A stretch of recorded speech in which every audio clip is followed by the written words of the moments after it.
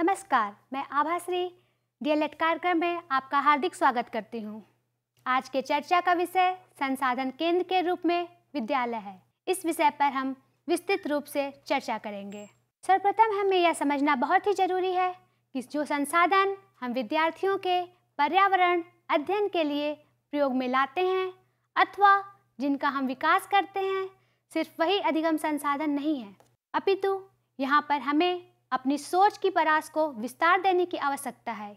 क्योंकि पर्यावरण को अगर हम संज्ञा की दृष्टि से देखें तो इसमें जैविक एवं अजैविक सारी चीज़ें सम्मिलित हो जाती हैं, अर्थात पेड़ पौधे, जीव जंतु के साथ साथ हवा, पानी, भूमि, नदियाँ, सागर इत्यादि शामिल होते हैं।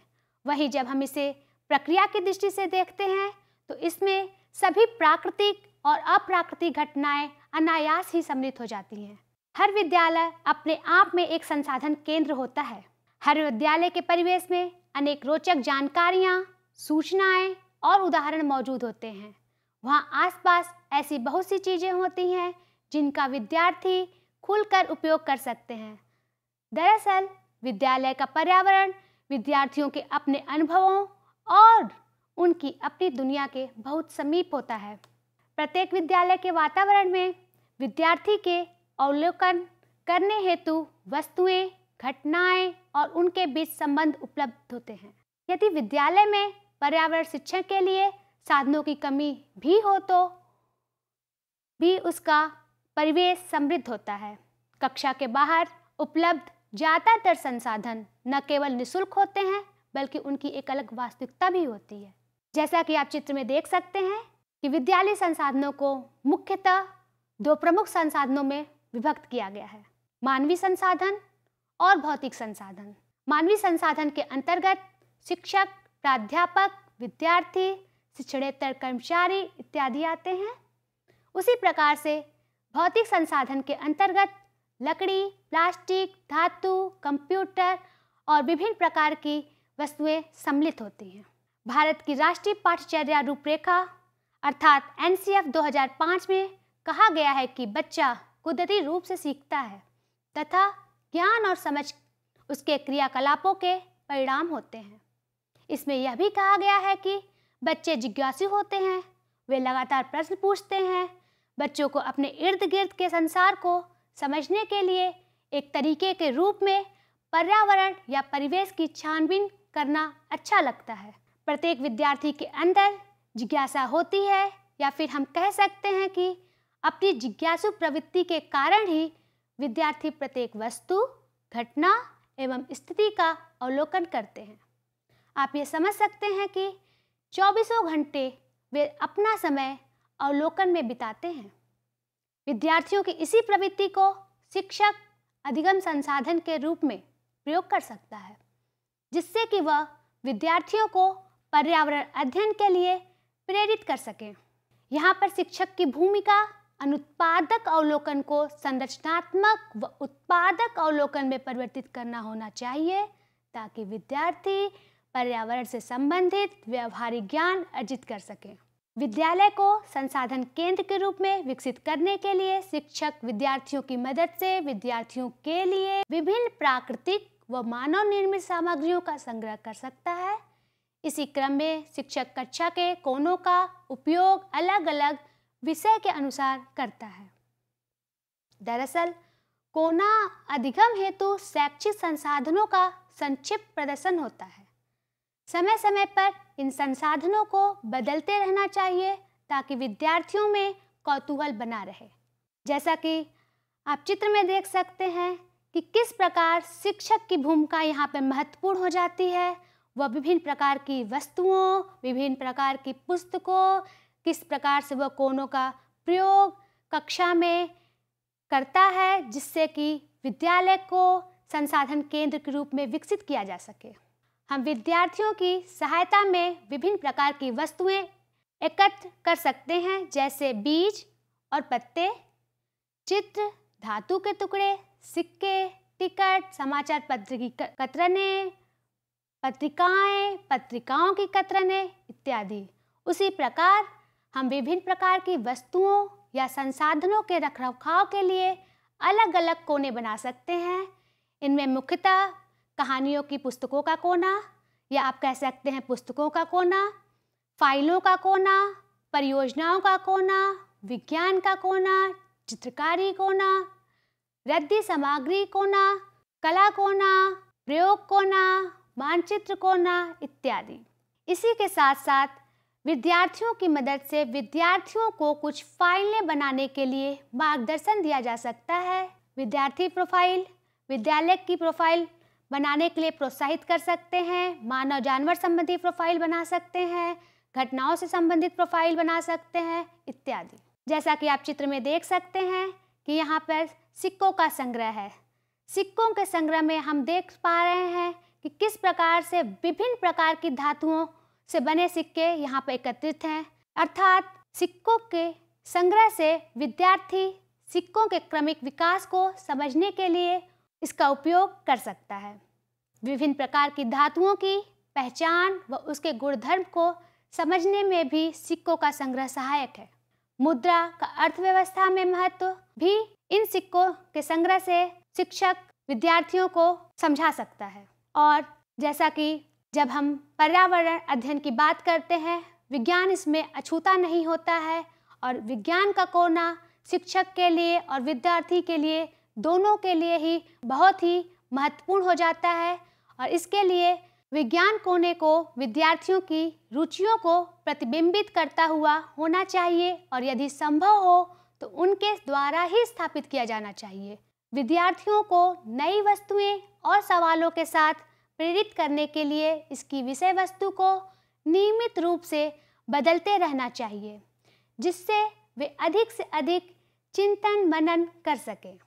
जैसा कि आप चित्र में विज्ञान कोने का एक नमूना देख सकते हैं, इसमें विभिन्न प्रकार के शंख, शीप, छोटे मोटे पौधे, मिट्टियों का नमूना इत्यादि सम्मिलित है। विज्ञान कोने में मंद दृष्टि वाले विद्यार्थियों को ध्यान में रखते हुए सभी संकेतक और कार्ड्स को मोटे व बड़े अक्षरों में छपा होना चाहिए। इसी प्रकार संकेतकों को बहुत ऊंचा या बहुत नीचे नहीं रखा जाना चाहिए, जिससे दिव्यांग विद्यार्थियों को उन्हें पढ़ने में कठिनाई का सामना न करना पड़े। विज्ञान कोने में वस्तुओं के विभिन्न गुणों को मापने के लिए एक सक्षम उपकरण सम्मिलित होने चाहिए, यथा बैलेंस स्केल, दूरी को मापने के लिए सेंटीमीटर की छड़ें और तरल मात्रा को मापने के लिए क्रमिक सिलेंडर इत्यादि होना चाहिए। विज्ञान कक्ष में अन्य वैज्ञानिक यंत्र भी शामिल हो सकते हैं, जैसे लेंस, प्रिज्म, चुंबक, दर्पण इत्यादि। विज्ञान कोने को बनाते वक्त शिक्षक को ध्यान रखना चाहिए कि खतरा पैदा करने वाली कोई भी वस्तु विज्ञान कक्ष के कोने में नहीं रखी जानी चाहिए। उदाहरण के लिए तेज किनारों वाली वस्तुएं अथवा किसी तापक यंत्र को विज्ञान कोने में स्थान नहीं देना चाहिए। जैसा कि आप चित्र में पुस्तकों की सूची देखकर उसकी विविधता का आकलन कर सकते हैं। इसमें चिड़िया का गीत, भूकंप एक प्राकृतिक आपदा, सावन का मेला, रुई से नायलॉन तक, समझ की तैयारी, हाथ के साथ, सौर ऊर्जा की कहानी, गोबर टाइम्स, विविध प्रकार की पुस्तकें इसमें सम्मिलित हैं, जिससे कि हम यह अनुमान लगा सकते हैं कि किस प्रकार हमें अपने पुस्तकीय कोने का संग्रह करना चाहिए। गणित का कोना। गणितीय खेल खेल से चिंतन कौशल का विकास होता है। ज्यामितीय आकृतियों व संरचनाओं की पहचान एवं उनकी तुलना पर्यावरण में विद्यमान वस्तुओं से करना विद्यार्थी सीख जाते हैं। हम चित्र में देख सकते हैं कि विभिन्न प्रकार की ज्यामितीय आकृतियाँ मौजूद हैं, वो उसका क्रियात्मक रूप से, सृजनात्मक रूप से उपयोग कर सकते हैं। पत्तियों का चिड़ियाघर। जैसा कि नाम से स्पष्ट है, चिड़ियाघर, मगर पत्तियों का। चिड़ियाघर में जानवर, पक्षी, तितलियां इत्यादि पाए जाते हैं और अगर हम इन सभी जीव जंतुओं को पत्तियों की मदद से इसका निर्माण करते हैं, विद्यार्थियों से कराते हैं, तो उनमें सृजनात्मक क्षमता का विकास होता है। सृजनात्मक क्षमता के साथ साथ वह क्रियात्मक व भावात्मक लगाव उत्पन्न कर सकते हैं और यह लगाव चिरस्थायी होता है। जैसा कि आप चित्र में देख पा रहे हैं, अंगूठे के ठप्पे से बने चित्र। इसमें विभिन्न प्रकार के सामग्री, चाहे वो सजीव हो, निर्जीव हो, मानव निर्मित हो या फिर बच्चों के बहुत करीब हो, यह सभी चीज़ें हैं। यह सभी चीज़ें या तो अंगूठे के ठप्पे से बने हैं या तो उंगलियों के ठप्पे से बने हैं। पर्यावरण में उपस्थित सजीव, निर्जीव विभिन्न प्रकार की कलाकृतियों का निर्माण करके विद्यार्थी अपने अंदर और शिक्षक की मदद से सृजनात्मक कौशल के विकास के लिए प्रेरित रहता है। कला कोना पर्यावरण में उपस्थित विविध प्रकार के अनुपयोगी व कम खर्चीली वस्तुओं के उपयोग से कलाकृतियों का निर्माण करके अलग अलग धार्मिक, सामाजिक एवं सांस्कृतिक पहलुओं का प्रदर्शन कर सकते हैं। इस कोने के माध्यम से बच्चा, विद्यार्थी हर प्रकार की फ्रीडम का अनुभव करते हैं। मॉडल, यह भी एक कोना होता है जो प्रदर्शनी के लिए प्रयोग में आता है तथा इससे विद्यार्थियों को क्रियात्मक रूप से कार्य करने की स्वतंत्रता मिलती है। जब शिक्षक प्रत्यक्ष तौर पर द्विविमीय अर्थात 2D सामग्री के साथ कार्य नहीं कर पाता है, तब वह विषय वस्तु की संरचना एवं प्रकार को अच्छी तरह से समझने के प्रयास में उसके मॉडल को निर्मित करता है। एक मॉडल किसी प्रणाली अथवा वस्तु को लघुत्तर या बृहत्तर भौतिक रूप को प्रदर्शित करता है। मॉडल्स कोई संगणक कार्यक्रम, संगणक जनित प्रतिच्छाया अथवा बृहद स्तरीय आभासी रचना हो सकती है। पर्यावरण अध्ययन के शिक्षण में किसी भी स्तर पर मॉडल्स का निर्माण व प्रयोग किया जा सकता है। अमूर्त संप्रत्यों की समझ को सुगम बनाने के अलावा मॉडल्स विद्यार्थियों को भविष्योन्मुखी समाज में पर्यावरण अध्ययन संप्रत्यों को समझने में सहायता प्रदान करता है। इलेक्ट्रॉनिक संसाधन, आज के इलेक्ट्रॉनिक युग में अगर हम इलेक्ट्रॉनिक संसाधन की बात न करें, उसका उपयोग न करें, तो हमारा शिक्षण अधिगम अधूरा लगता है। इलेक्ट्रॉनिक संसाधन शिक्षकों को विद्यार्थियों के समक्ष अमूर्त संप्रत्यों को प्रस्तुत करने में तथा सुदूरवर्ती चीज़ों को कक्षा में उपलब्ध कराने में महत्वपूर्ण भूमिका का निर्वहन करती है। उदाहरण के लिए वीडियो टेप, कंप्यूटर, सिमुलेशन तथा वीडियो डिस्क सभी माध्यम के द्वारा बाहरी दुनिया को कक्षा में उपलब्ध कराने के सुगम तरीके हैं। वास्तविक शिक्षण सहायक सामग्री की अनुपलब्धता की दशा में इलेक्ट्रॉनिक संसाधनों की सहायता से संप्रत्यों तथा सिद्धांतों को प्रस्तुत किया जा सकता है। किसी भी संदर्भ में एक शिक्षक को हर संभव व अर्थपूर्ण तरीके से अपने शिक्षण के प्रस्तुतिकरण का प्रयास करना चाहिए। कहने का आशय यह है कि शिक्षक को अपने प्रस्तुतिकरण के माध्यम से अधिकाधिक प्रासंगिक सूचनाओं को विद्यार्थियों तक उपलब्ध कराना चाहिए और ऐसा करने से ये इलेक्ट्रॉनिक संसाधन प्रभावी सिद्ध होंगे। अब बात करते हैं पर्यावरण नाटक की। कैसे पर्यावरण नाटक विद्यालयी संसाधन को मजबूती प्रदान करता है। पर्यावरण नाटक के माध्यम से विद्यार्थी बृहद रूप से अपनी बातों को रख सकता है, अभिव्यक्त कर सकता है तथा अपने पर्यावरण संबंधी ज्ञान का मूल्यांकन कर सकता है। पर्यावरण नाटक सशक्त वैज्ञानिक विचारों की पृष्ठभूमि पर ही किए जाने चाहिए। साथ ही इसमें पर्यावरणीय शब्दावली तथा हमारे परिवेश के किरदारों का भी समावेश होना चाहिए। संप्रत्यय कार्टून, जैसा कि नाम से स्पष्ट है, कार्टून, इसका तात्पर्य है कि हमें कार्टून के माध्यम से बच्चों में रोचकता उत्पन्न करनी चाहिए। संप्रत्यय कार्टून शिक्षण का नवीन संसाधन है। शिक्षण में हम इस प्रकार की नवीनतम साधन का उपयोग कर सकते हैं। संप्रत्यय कार्टून विद्यार्थियों में कौतूहल उत्पन्न करने, चर्चा के लिए उत्प्रेरित करने व वैज्ञानिक चिंतन उद्दीप्त करने में सहायक होता है। इस तकनीकी में पर्यावरणीय परिस्थितियों से संबंधित विभिन्न प्रकार के चरित्रों को आपस में अंतःक्रिया करते हुए दिखाया जाता है। संप्रत्यय कार्टून के अंतर्गत विद्यार्थी जैसे ही कार्टून का अवलोकन करता है वह इस प्रश्न का सामना करता है कि आप क्या सोच रहे हैं।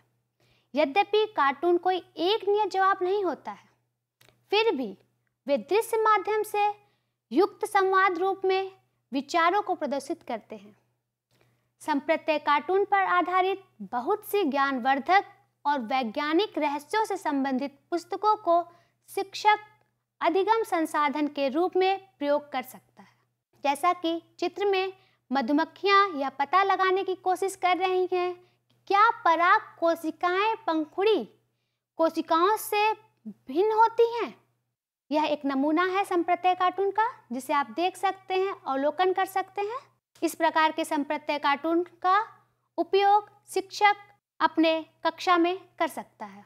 पर्यावरण अध्ययन भ्रमण, जैसा कि अध्ययन भ्रमण अपने आप में ही एक ऐसी तकनीकी है जिससे हम अपने आप को, विद्यार्थी को, समाज को प्रकृति से जोड़ सकें। पर्यावरण अध्ययन को बाहरी दुनिया से जोड़ने के लिए विद्यार्थियों को कक्षागत वातावरण से बाहर निकालकर संक्षिप्त रूप से विद्यालय परिसर के आसपास तथा विस्तृत तौर पर सुदूर अध्ययन भ्रमण के लिए ले जा सकते हैं। पर्यावरण अध्ययन भ्रमण और भी अर्थपूर्ण बन सकता है यदि शिक्षक कक्षा में पढ़ाई जा रही पाठ्यवस्तु या इकाई को प्रत्यक्ष रूप से उसे संबंधित कर दे। अध्ययन भ्रमण को कक्षा अध्ययन से जोड़कर विद्यार्थियों के अधिगम अनुभव को पुनर्बलित किया जा सकता है। इसके अलावा प्रासंगिक विषय वस्तु के माध्यम से अध्ययन भ्रमण विद्यार्थियों को अपने पर्यावरणीय प्रक्रिया कौशलों का अभ्यास करने का अवसर प्रदान करती है। पर्यावरण मेला विद्यार्थियों में वैज्ञानिक अभिरुचि उत्पन्न करने में सहायक होती है। मेले के माध्यम से विद्यार्थियों को अपनी रचनात्मकता एवं उपलब्धियों को प्रस्तुत करने का मंच मिल जाता है। विद्यार्थी इस तरह के आयोजनों में चार्ट, मॉडल, वास्तविक वस्तुओं का निर्माण एवं प्रदर्शन करते हैं। पर्यावरण मेले की सहायता से विद्यार्थियों में सृजनात्मकता, वैज्ञानिक कौशल, वैज्ञानिक अभिरुचि, विवेचनात्मक चिंतन व समूह में कार्य करने की क्षमता का विकास होता है। संसाधन केंद्र का उपयोग शिक्षण के विभिन्न चरणों में किया जा सकता है। विद्यालयों का आपसी सहयोग पर्यावरण के शिक्षण अधिगम को अधिक रोचक व अंतःक्रियात्मक बनाने में प्रभावी हो सकता है। प्रत्येक विद्यालय अपने आप एक संसाधन केंद्र बन सकता है तथा पड़ोस के विद्यालयों को भी अपने संसाधन केंद्र में आने के लिए तथा प्रयोग करने के लिए आमंत्रित कर सकता है। सहयोगी विद्यालय वर्ष में एक बार इकट्ठे मिलकर पर्यावरण मेला, प्रदर्शनी, वाद विवाद प्रतियोगिता, निबंध प्रतियोगिता आदि का आयोजन कर सकते हैं। ऐसे कार्यक्रमों के माध्यम से भागीदारी कर रहे विद्यालयों के बच्चों को भाग लेने तथा आनंद के साथ सीखने का अवसर मिलता है। ऐसे अवसर ज्ञान सामग्री तथा संसाधन बांटने के लिए सर्वथा ही उचित मंच हो सकते हैं। संक्षेप में हम कह सकते हैं कि उपरोक्त सभी उपायों के द्वारा हम विद्यालय को एक समृद्ध संसाधन केंद्र के रूप में स्थापित कर सकते हैं। आज की चर्चा में हमने विद्यालय को एक संसाधन केंद्र के रूप में समझने का तथा किन किन माध्यमों से विद्यालय को एक संसाधन केंद्र के रूप में विकसित किया जा सकता है, इसे समझने का प्रयास किया है। साथ ही संसाधन केंद्र का उपयोग विद्यार्थियों एवं समुदाय के लिए किस किस प्रकार से किया जा सकता है, इसे भी जाना। आज की चर्चा बस इतनी ही। अगली चर्चा पर फिर मुलाकात होगी। तब तक के लिए धन्यवाद।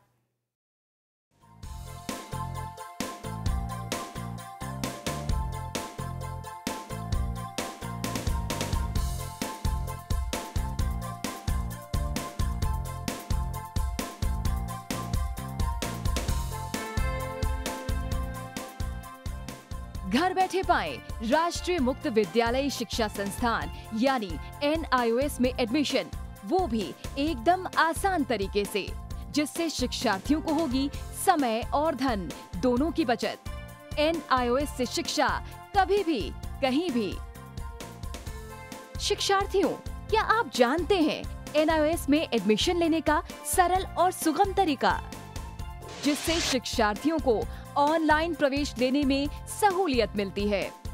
NIOS में प्रवेश की प्रक्रिया पूर्णतया ऑनलाइन है। शिक्षार्थी घर बैठे इंटरनेट द्वारा प्रवेश के लिए सबसे पहले NIOS की वेबसाइट www.nios.ac.in पर लॉगिन करें। अपना ईमेल आईडी और पासवर्ड डालकर अपना पंजीकरण करें।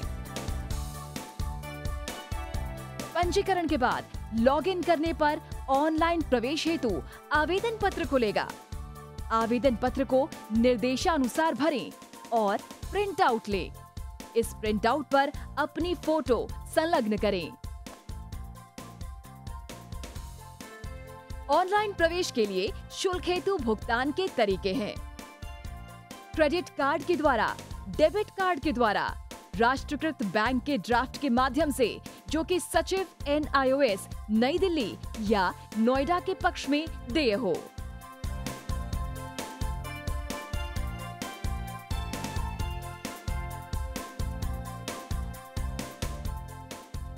भरे हुए आवेदन पत्र के साथ साथ डिमांड ड्राफ्ट और संलग्न किए जाने वाले दस्तावेज हैं जन्म रजिस्ट्रार के जिला कार्यालय से जारी जन्म प्रमाण पत्र की सत्यापित प्रति, जिसमें जन्म तिथि अंकित हो, पिछले विद्यालय से प्राप्त विद्यालय छोड़ने का प्रमाण पत्र जिसमें आवेदक की जन्म तिथि लिखी हो। प्रवेश फॉर्म का प्रिंट आउट NIOS के संबद्ध क्षेत्रीय केंद्रों पर 10 दिनों में पहुंच जाना चाहिए, अन्यथा उचित दस्तावेज न लगे होने पर आवेदन फॉर्म रद्द किया जा सकता है। प्रवेश प्रक्रिया की पुष्टि होने के बाद शिक्षार्थियों को परिचय पत्र व अध्ययन सामग्री डाक द्वारा तुरंत पहुंचाई जाती है। ऑनलाइन प्रवेश एक बहुत ही सुगम और सुविधाजनक प्रवेश प्रणाली है। Online on time for safe and secure admission.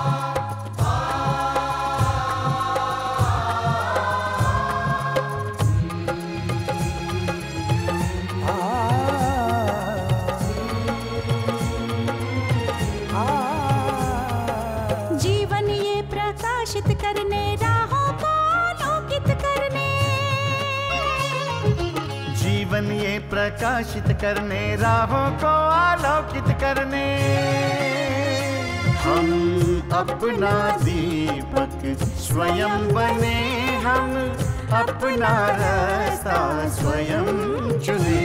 हम अपना दीपक स्वयं बने, हम अपना रास्ता स्वयं चुने। जीवन ये प्रकाशित करने, राहों को आलोकित करने।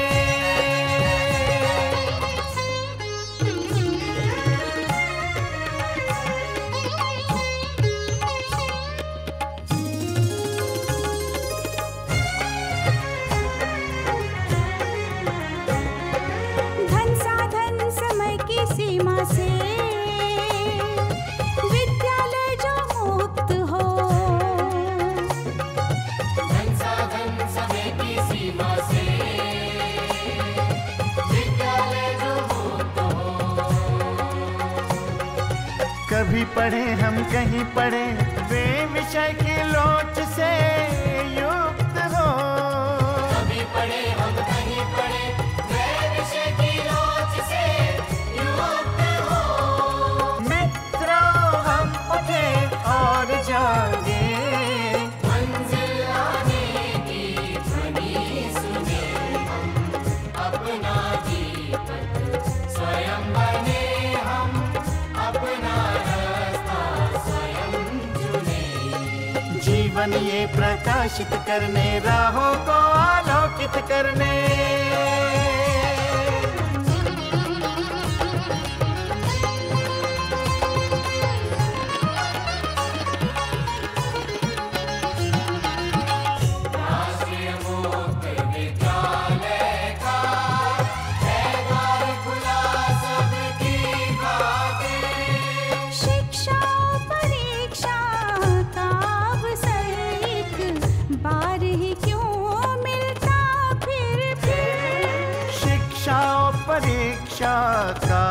अवसर एक बार ही क्यों मिलता फिर दुनिया में इसके केंद्र बहुत। कोई मन चाहा केंद्र चुने, हम अपना जीत स्वयं बने, हम अपना रास्ता स्वयं चुने। कोई मन चाहा केंद्र चुने,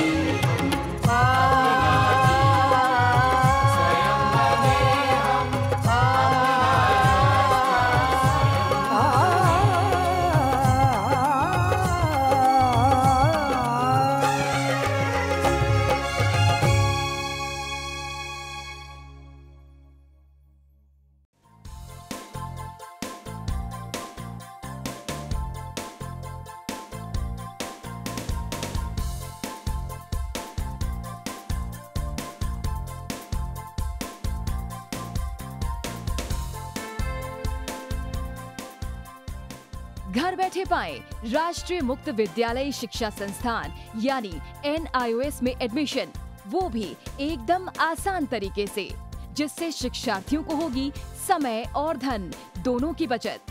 NIOS से शिक्षा कभी भी कहीं भी। शिक्षार्थियों, क्या आप जानते हैं NIOS में एडमिशन लेने का सरल और सुगम तरीका, जिससे शिक्षार्थियों को ऑनलाइन प्रवेश लेने में सहूलियत मिलती है। NIOS में प्रवेश की प्रक्रिया पूर्णतया ऑनलाइन है। शिक्षार्थी घर बैठे इंटरनेट द्वारा प्रवेश के लिए सबसे पहले NIOS की वेबसाइट www.nios.ac.in पर लॉगिन करें। अपना ईमेल आईडी और पासवर्ड डालकर अपना पंजीकरण करें। पंजीकरण के बाद लॉगिन करने पर ऑनलाइन प्रवेश हेतु आवेदन पत्र खुलेगा। आवेदन पत्र को निर्देशानुसार भरें और प्रिंट आउट लें। इस प्रिंट आउट पर अपनी फोटो संलग्न करें। ऑनलाइन प्रवेश के लिए शुल्क हेतु भुगतान के तरीके हैं: क्रेडिट कार्ड के द्वारा, डेबिट कार्ड के द्वारा, राष्ट्रीयकृत बैंक के ड्राफ्ट के माध्यम से, जो कि सचिव NIOS नई दिल्ली या नोएडा के पक्ष में देय हो।